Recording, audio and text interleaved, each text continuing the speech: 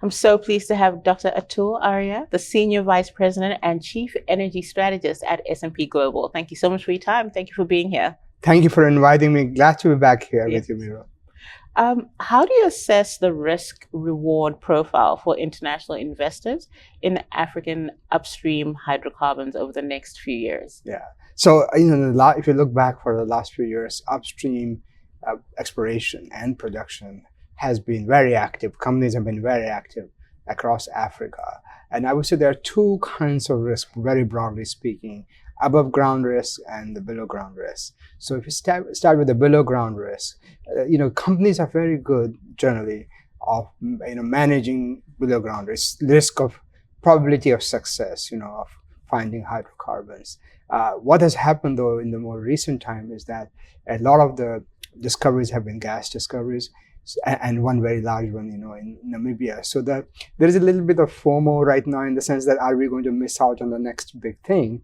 And you're seeing that reflected in heightened activity. However, I would say that most of that activity is really focused on oil exploration rather than gas, because there's plenty of gas already. It has to be developed. So so there is an interest in oil exploration. So that's the below ground, and companies know how to manage. We're seeing some new companies from international companies coming into Africa who have either left or never were here. In terms of the above ground risk, that's much more difficult to manage. It's political risk, it's sort of security risk, it's also fiscal, changes in fiscal regime. I think overall, the countries have realized that there is competition for capital, and they are improving terms for the investors or changing their terms to make sure that investors remain interested in investing in Africa. So I think that's going well. What happens, for example, for security or any kind of safety issues and all, difficult for countries to always manage that. But overall, the investment climate in Africa is very promising, and that's why you're seeing so many companies coming to Africa Energy Week this year. And how should African governments and organizations strategize to ensure competitiveness, compliance with international fuel standards, and economic returns? Yeah, so fuel standards is a big topic.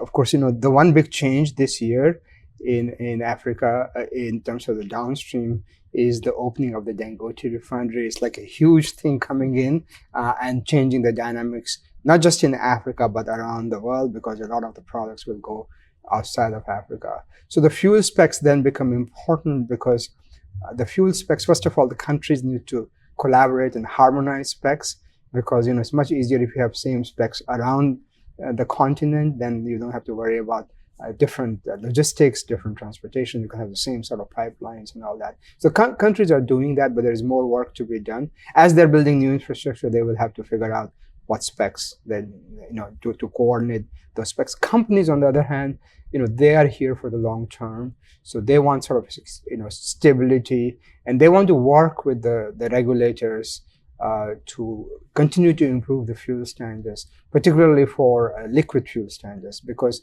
there's cause of emissions. So those emissions will be lower if you have higher, say diesel in particular.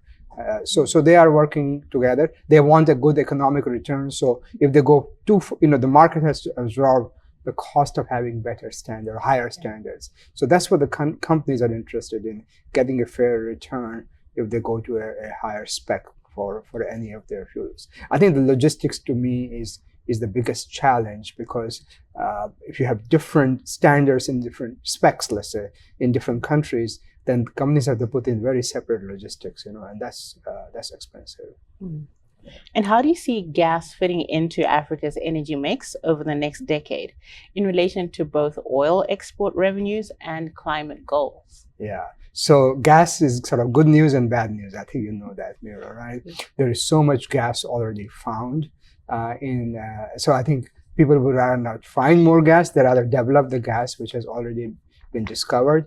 And there are two things with that discovered gas. One is it's going outside of Africa as LNG. And then, of course, domestically, gas is a fantastic fuel, in my view, for the future development of Africa, economic development of Africa. Gas has many uses, for power.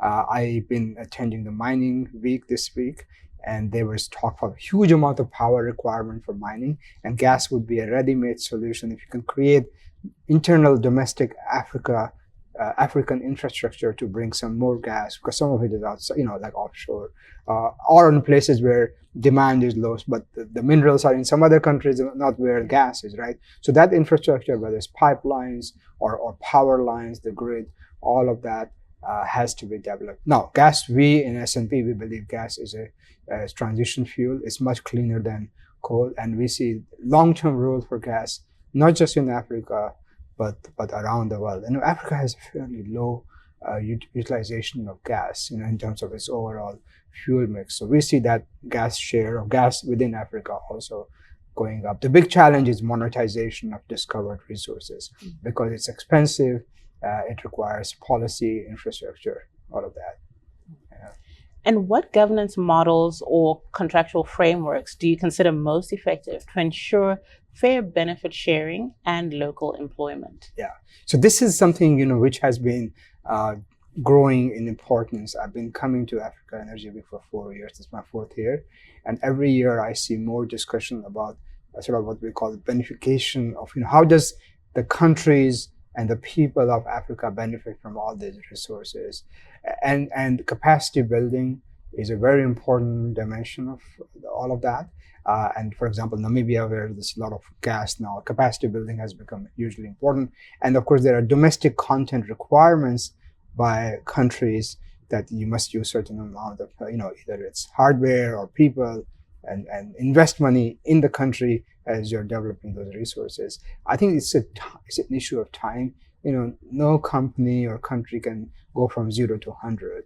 So it will be slow growth into building the capacity, the talent, and the capability of people. One thing I've been hearing, and I'm seeing actually, is Africa has a very young population, and that's a good news, because now you have this. You have to make sure that demographic dividends is used and can be come to the benefit of the country and to the oil and gas industry. So I think those kind of contractual arrangements are happening for more local content, developing and using more local talent everywhere.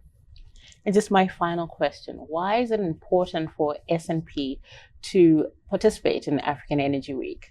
Yeah, so S&P Global, when we make commitments, we want to have them for the long term. We've been coming here this is our 4th year, and we hope to be here for a long time. Africa is a very important both supplier of resources, whether it's oil and gas, but also minerals and rare earths and so on. But also many of those will be used within Africa. So it's resources for Africa, for Africans, and also for the rest of the world. And we as a global company want to understand what is going on within the continent, and then how do we spread that expertise and the knowledge outside of the continent. So every year we have a bigger footprint. This year we have a bigger booth, thanks to the chamber. And we also have close to 50 of our S&P Global colleagues here, helping with the sessions, meeting with customers, just talking about what we know about and spreading our expertise and learning, most importantly, learning from people who are here. And we're very happy to be here. Fantastic. Thank you so much for your time. Thank you for being here. Thank you for inviting me to be with you.